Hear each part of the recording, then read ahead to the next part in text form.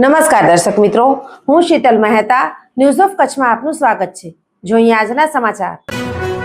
રાપરના ખીરઈના મંદિરમાં કોઈ અસામાજિક તત્વોએ તોડફોડ કરી મૂર્તિઓ ખંડિત કરતા લોકોમાં આક્રોશ। પોલીસની ગુનેગારોને પકડવા દોડધામ।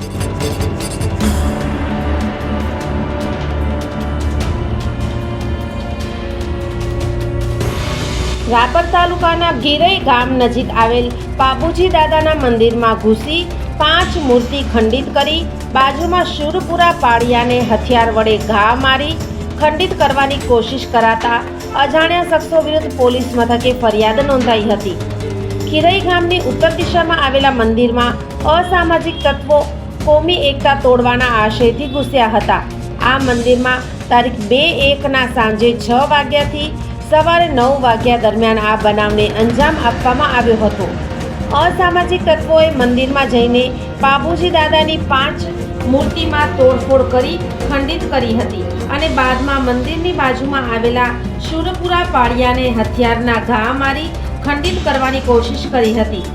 આ બનાવ પ્રકાશમાં આવતા શ્રદ્ધાળુઓમાં રોષની લાગણી પ્રસરી હતી અને તાલુકા પંચાયતના પૂર્વ પ્રમુખ હમીરજી સોઢા, ગૌસેવક જગુભા જાડેજા, બાલુભા જાડેજા વગેરે તથા ગ્રામજનો અહીં દોડી આવ્યા હતા।